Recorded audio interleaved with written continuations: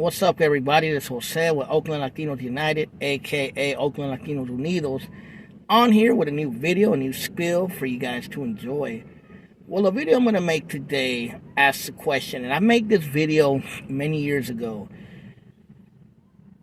Will Chicano Rap, especially in California, ever progress past gang politics? Or has Chicano Rap detriment been gang politics?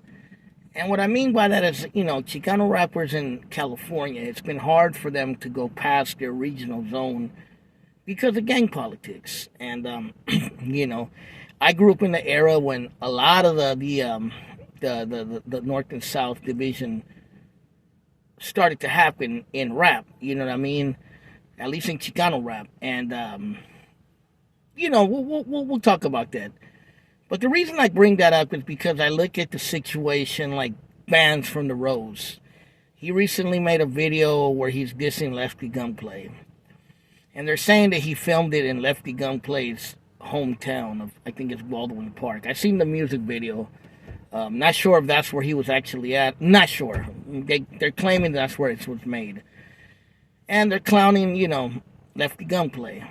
And at the same time, Lefty Gunplay, let's be real, he started a lot of this, talking bad about people like Bands and about Lazy Boy and about others and about Northern California.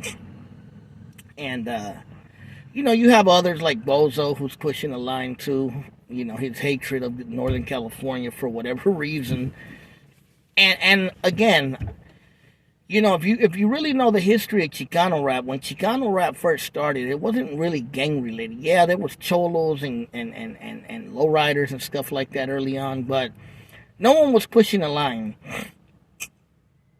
And, it's hard to say who really started pushing that line. Some can say it was the Norteños, others can say it was the Southerners.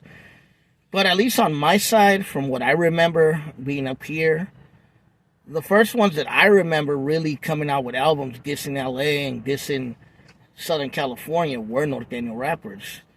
That was the time of Darkroom Familia, which at first they weren't really rapping about gang-related stuff as much. They were repping the Bay, Northern California, but they weren't pushing really a line like that until like about GON. You had 17 Reasons at the time with the Northside Soldier. You had Woody at the time. You had Speedy Lokes and various others who were pushing a line. You know what I mean? In LA, at the time you had Lil Rob, you had Night Owl, and you had various others. You had Proper Dos, you had Lighter Shade of Brown, Kid Frost, Mellow Mayonnaise, and a lot of others. But I don't really remember them pushing anti-Northern California line, from what I remember, because I used to listen to some of that stuff, you know what I mean? But once that line was crossed, the division was put in effect, you know what I mean? And there was this whole North versus South thing on rap, you know what I mean? And, that was a long time ago. That's when I was a teenager. And, unfortunately, a lot of that movement kept a lot of rappers very local. And some might say that's cool, and a lot of rappers did make money from it. But it kept them very local and very kind of in one niche, you know what I mean? Either the Cholo niche, the Sureño niche, or the Norteño niche, you know what I mean? But as far as like a whole California niche, there was always like divisions. Now, for a long time, it seemed like no one was really pushing that line. At least it didn't seem like it. You didn't hear too much about Norteños or Sureño rappers. You didn't hear as much about it for a while.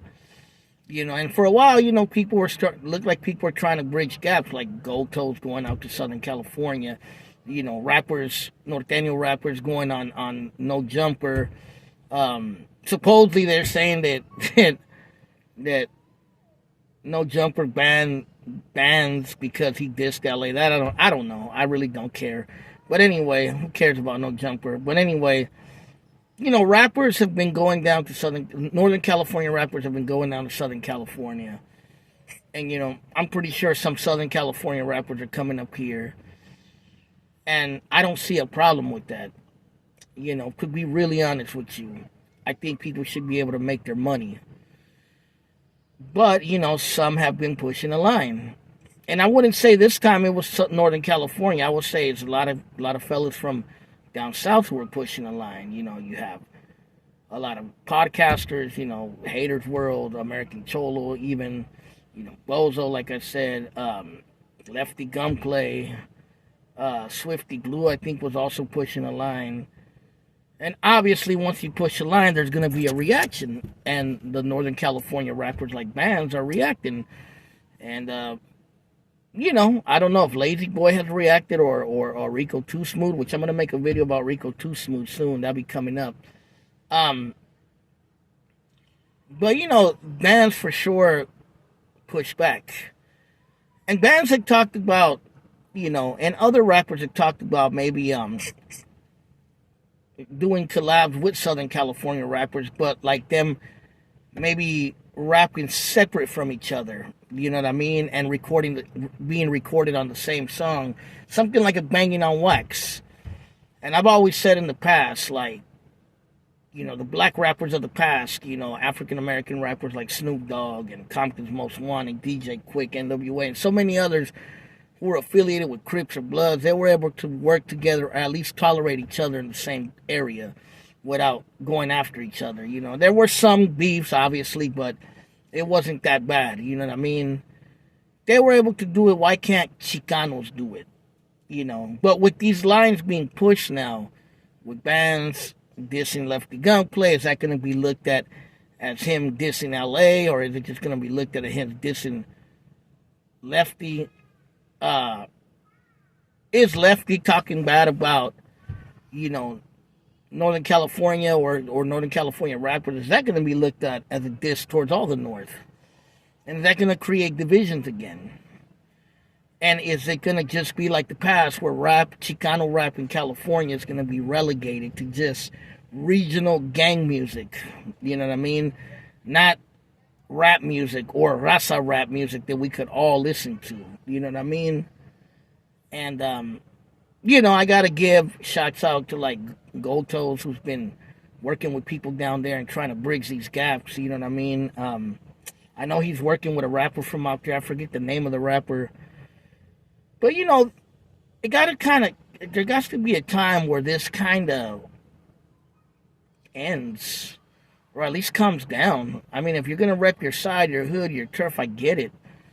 But you're going to limit yourself in the rap game.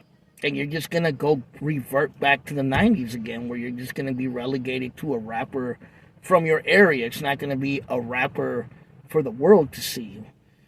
And I've always said Chicanos, especially Chicanos in California, North and South, we have a lot of talent.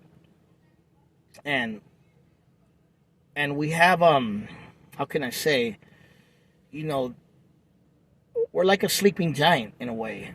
We have an opportunity to grow. But it's the raza rappers themselves who hinder themselves from growing because they want to push street politics, gang politics, prison politics. And that's what keeps us divided. So, we'll see where this whole bands versus Lefty Gunplay goes. Lefty Gunplay, unfortunately, he looks like a troubled kid. I'm assuming he's a drug addict or something's wrong with him, you know what I mean? You could tell. I'm not dissing him. I'm just from my observation, you know what I mean? He talks very recklessly. He probably has a lot of yes men around him. There's probably not too many people who tell him, hey, bro, be careful what you say, you know what I mean? Because he talks very recklessly. And he gets himself caught up, you know what I mean? And, he could get himself caught up in a very bad way, unfortunately. And that's the unfortunate thing with a lot of our people, unfortunately. A lot of us out there. But I'm just saying, will the new Chicano rappers continue in the same mistakes that the elders did in the past by pushing gangbanging music? And is Chicano music going to continue to the next generation just being relegated as gangbang music and not actual rap music for the people? Because, outside of the state, Texas, New York, Chicago, wherever, most people don't really care about North and South. They want to hear good music. They don't care if you're from Oakland, if you're from Sacramento, if you're from San Francisco, San Jose, if you're from LA, Baldwin Park, Watts, Compton, San Diego. They just want to hear good music. You feel me? And I think a lot of Chicanos have it in them to bring good music, and a lot of Chicanos are coming up. But things like gang politics could definitely hinder Chicano rappers' progress. And I'm all for the Chicano rappers. I want to see them come up. Why not? You feel me?